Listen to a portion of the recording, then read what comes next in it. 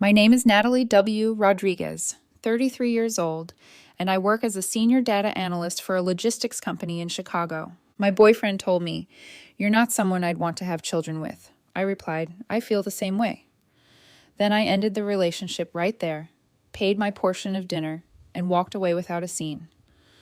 Just a few days later, he was asking me for an apology, right as his secret plans came to light. My life is structured in a way that most people describe as calm. I wake up at 6, gym before work, home by 6 most evenings, usually cooking dinner while reviewing reports for the next day.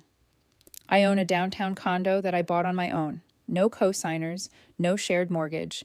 It is clean, intentional, quiet. I prefer predictable growth over dramatic leaps, and I have never apologized for that. My boyfriend is Adrian, 31. We had been together just under 3 years, and for the last 14 months, he had been living with me in my condo. He works in event marketing, which means his schedule is louder than mine, his income more variable, his stories more colorful. From the outside, we looked stable, dual income, shared routines, talk of someday marriage and kids, nothing formally planned, but nothing dismissed either. I covered the mortgage since it is my property. He contributed to groceries and smaller expenses. It felt balanced enough. The comment happened on a Tuesday night. We were at dinner with 2 of his coworkers, wine glasses half full, conversation drifting between client horror stories and office politics. At some point, the topic shifted to children. One of his coworkers joked about biological clocks and freezing eggs. Everyone laughed politely. Adrian took a sip of his wine, looked at me, then back at the table, and said casually, "I mean, Natalie is great and all, but she's not someone I'd want to have children with." There was that half second of silence where people wait to see if it is a joke. He did not laugh. His coworkers gave that uncomfortable, polite smile people use when they sense something inappropriate but do not want to get involved. I asked him calmly what he meant. He shrugged. "You're just too rigid sometimes, too practical. I'd want someone more dynamic as a mom." Dynamic. It was said like he was reviewing a resume. I thought about it for maybe 3 seconds. Not emotionally, logically. If the person you live with does not see you as someone worth building a family with, that is not a minor incompatibility. That is a structural one. So I nodded and said, "I feel the same way." The table went quiet again. Adrian blinked, clearly not expecting that response. I added, "If that's how you see me, then we probably shouldn't be together." I placed enough cash on the table to cover my portion, stood up, put on my coat, and walked out without raising my voice. I walked 3 blocks before checking my phone. 5 missed calls from Adrian, 2 texts. "Are you serious right now?" and "Stop being dramatic." That word told me everything I needed to know. Dramatic would have been yelling in the restaurant. Dramatic would have been arguing in front of his coworkers. I did neither. I removed myself from a situation where I had just been publicly downgraded. When I got back to the condo, he was not there yet. I did not pace. I did not cry. I assessed. He said he would not want children with me. We live together. This is my property. If he genuinely believes that, the relationship is already over. The only question was logistics. By the time he walked through the door 20 minutes later, I had already decided on a plan. He came in hot, purse drop equivalent for a man, keys hitting the counter too hard. What the hell was that? "You said I'm not someone you'd want to have children with," I replied evenly. "I agree." He rolled his eyes. "Oh my God, Natalie, it was a joke. You're so literal. This is exactly what I mean." "It wasn't framed as a joke," I said calmly, "and you clarified it." He laughed dismissively. "You're proving my point right now." I asked him directly, "Do you see a future with me that includes children?" He hesitated just for a second. That pause was more honest than anything else. "I mean, I don't know," he said finally. "Sometimes I think you're just too safe. I don't want boring." Boring. Not unstable, not unkind, boring. I nodded once. "Okay." He blinked. "Okay, what?" "Okay, then we're done." He stared at me like he genuinely believed I was bluffing. "You cannot be serious." I walked into the bedroom and pulled a suitcase from the closet. Not to leave, to pack his things. That is when the tone shifted. "Natalie, stop. Don't be ridiculous." I was not angry. I was not shaking. I was acting in alignment with what he said. "You don't see me as someone you'd build a family with," I said. "I'm not interested in auditioning for that role." He crossed his arms. "So that's it. 3 years and you just walk away." "Yes." Because the alternative is staying with someone who thinks I am a placeholder until something more dynamic comes along. He did not correct that. Instead, he said something careless that I would understand later. You're overreacting. You'll regret this. I did not answer. I kept folding his shirts. He followed me into the bedroom. We're not breaking up over one comment. You clarified it twice after I asked, I replied. He threw his hands up. Because you interrogated me like I was on trial. That was the pattern. Direct questions became aggression. His public downgrade became my sensitivity. I zipped the first suitcase and moved to the dresser drawers. He shifted tactics. So what? You're just kicking me out tonight. That's a fair logistical question, I said calmly. Your sister lives in Lincoln Park. You can stay there temporarily. His expression changed. Wait, you're serious? Yes. This is insane. No, I said. What's insane is staying with someone who just told me I'm not someone they'd want to build a future with. He stepped closer, lowering his voice. We live together. You can't just decide this unilaterally. It's my condo, I replied. You moved in 14 months ago. His jaw tightened. So I'm disposable now. You made it clear I am. That hit harder than anything else I had said. He switched angles. You're so cold. I'm decisive. You don't build a future with someone who publicly questions your suitability for it. He sat down on the edge of the bed, staring at the floor. You know what? Fine. Maybe I said it because sometimes I wonder if I settled. There it was. Settled. Not shouted, not dramatic, just honest. I did not flinch. If you feel like you settled, I said quietly, then you shouldn't stay. He looked up sharply. You're just going to let me say that and not fight for me? No. That confused him more than anger would have. Most of his past relationships had been loud, volatile, dramatic. I was not interested in persuading someone to want me. I don't compete for my own position in my relationship, I said. He stood up slowly, realizing something was shifting that he could not control. You're not even asking if there's someone else. I looked at him carefully. Is there? He hesitated. No. Too quick, too clean. It did not matter. If he felt like he settled, whether there was someone else or just the idea of someone else, the outcome was the same. He grabbed the suitcase. Fine, I'll go to my sister's. He paused at the door. You're going to regret this. I did not respond. When the door closed behind him, the condo felt quieter than it had in months. No anger, no panic, just clarity. I did not know yet that within 72 hours he would be asking me for an apology, and I definitely did not know that by then I would understand exactly why he said what he said at that dinner. But that first night alone, the silence did not feel like loss. It felt like alignment. The first night alone was quieter than people imagine. No music from his phone drifting out of the bathroom. No half-opened packages on the counter. No extra shoes by the door that weren't mine. Just the low hum of the refrigerator and the kind of silence that feels like a room finally telling the truth. I cleaned, not obsessively, just methodically. I cleared the bathroom drawer he used. I boxed the grooming products he left behind. I pulled his spare set of keys from the bowl by the entryway and set them in my office drawer. I changed the Wi-Fi password, not out of spite, out of closure. If you end something, you end it all the way, including the little access points people use to pretend nothing changed. At 10:47 p.m., my phone buzzed. Adrian. I let it ring. Then a text followed. Can we talk like adults? I read it twice because the irony was almost impressive. We had talked like adults. He just didn't like the outcome. The next morning, I went to work as usual. Routine is grounding, and I refused to let someone else's chaos rewrite my structure. Around noon, another message came through. I think you owe me an apology. That was new. I didn't respond. A minute later, he added, for humiliating me in front of my coworkers. I stared at the screen long enough for my annoyance to turn into clarity. He publicly questioned my suitability as a mother, then framed my quiet exit as an attack on his image. That told me the real wound wasn't what he said. It was that I didn't swallow it. He called again an hour later. This time I answered because I wanted to hear how he would spin it when he thought he had control of my attention. His tone was controlled but tight, like he was keeping himself in check for the sake of appearing reasonable. Natalie, this has gotten out of hand. It hasn't gotten out of hand, I said evenly. It ended. Oh, that's such a dramatic way to frame it, he replied instantly, like he had rehearsed that line. You said one thing at dinner and you just walked out. You said I'm not someone you'd want to have children with, I corrected calmly. Then you clarified it. I aligned my actions with that. He exhaled sharply. I said it jokingly. You're so literal. This is exactly what I meant. I asked you directly if you saw a future with me that includes children, I said. You hesitated, then you called me boring. Silence on his end, then he pivoted. I've been under pressure lately. Pressure from what? I asked, and I could hear the small hitch in his confidence because I wasn't taking the bait. Work, life, expectations, he said. Expectations about what? I pressed. And there was another pause, the kind of pause people take when they almost reveal the real thing and decide to hide it again. Nothing, he said quickly. It was subtle, but it landed wrong.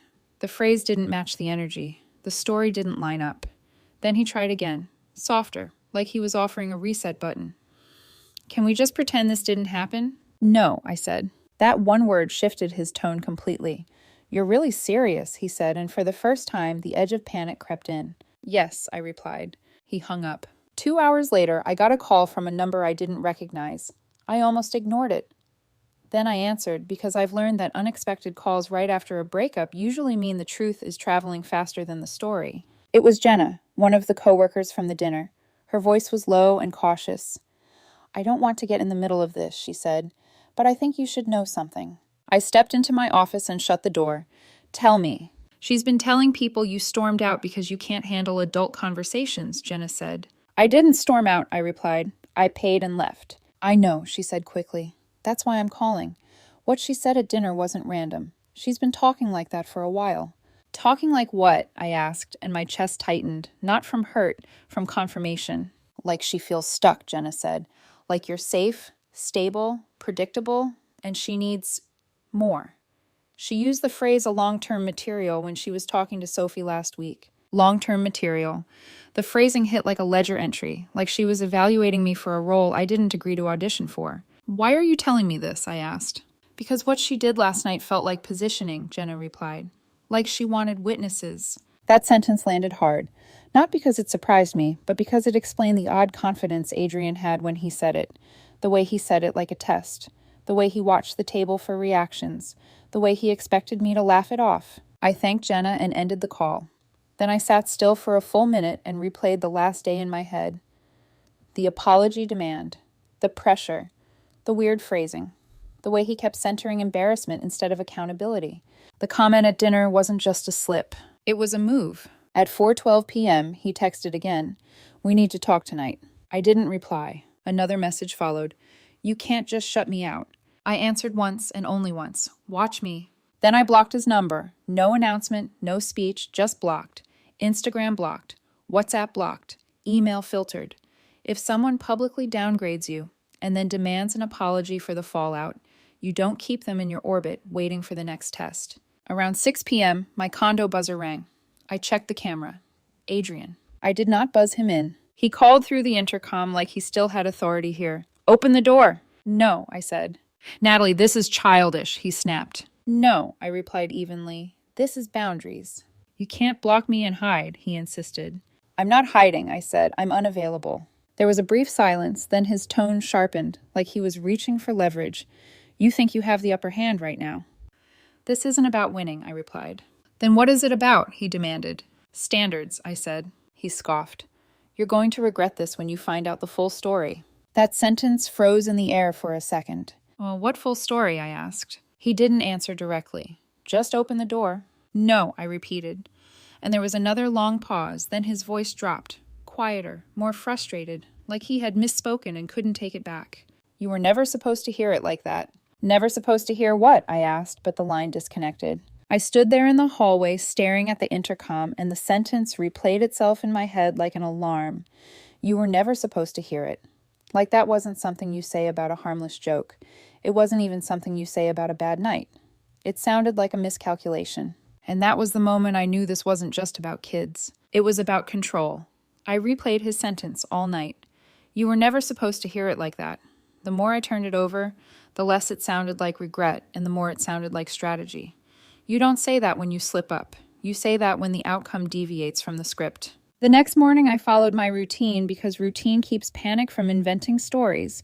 Gym at 6, shower, coffee, laptop open by 9. But at 9:03 a.m., my personal email pinged with a message from Sophie, another one of his coworkers. I almost ignored it. Instead, I opened it. I know this isn't my place, she wrote, but I think you deserve clarity. Adrian didn't think you'd actually break up with him. He's been frustrated that you haven't proposed yet. He said sometimes men need a wake-up call. I leaned back in my chair slowly. A wake-up call. The email continued. He's been telling people for weeks that you're too cautious and that he might have to shake things up to get you moving. I didn't think he meant it like that. I'm sorry. There it was. The comment at dinner wasn't about incompatibility. It wasn't about doubt. It was leverage.